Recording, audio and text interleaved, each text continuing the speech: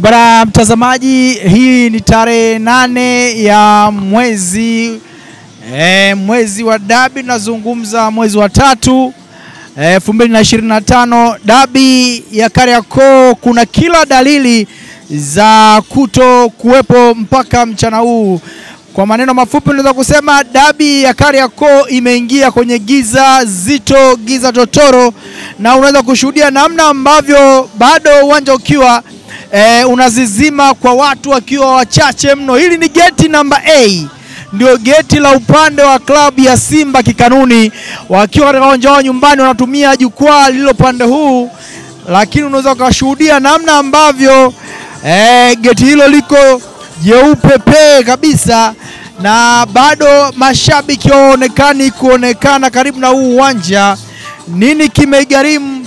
Nini kinapelekea? Ukweli ni kwamba taarifa za mchezo huu zimekuwa za panda shuka, na taarifa ya kwanza hapo jana usiku zilitokea katika uwanja huu wa Benjamin Mkapa baada ya klabu ya Simba kuzuiwa na wanaosemekana kuwa ni makomando wa klabu ya Yanga kushindwa kuingia na kufanya mazoezi, hali iliyopelekea klabu ya Simba benchi la ufundi na wachezaji wao kuondoka katika uwanja huu na kurejea ilipo kambi yao.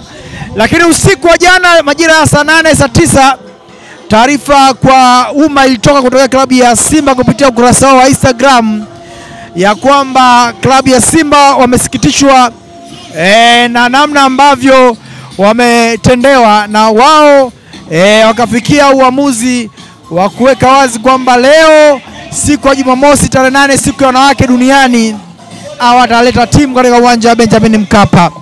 Na kwa upande wako mtazamaji, unaweza kushuhudia namna ambavyo uwanja ukiwa mtupu sehemu kubwa, na hiyo inadhihirisha kwamba dalili mbaya, dalili za bundi amekaa juu ya dabi ya Kariakoo. Kuna uwezekano tukashindwa kushuhudia mchezo huu mkubwa kabisa katika siku ya leo, mchezo wa marejeano wa dabi ya Kariakoo. Baada ya mchezo wa kwanza klabu ya Yanga kubuka na shinda goli 1-0 katika uwanja huu. Leo haijulikani mvua itanyesha, majua litaendelea kuwaka, lakini ukweli ni kwamba hofu, mashaka, taharuki ni kubwa sana.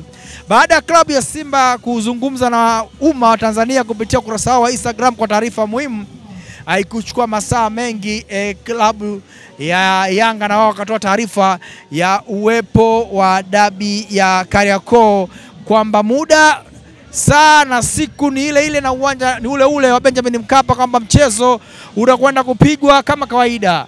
Lakini pia ukurasa wa Instagram wa bodi ya ligi na wao waliweka picha ambayo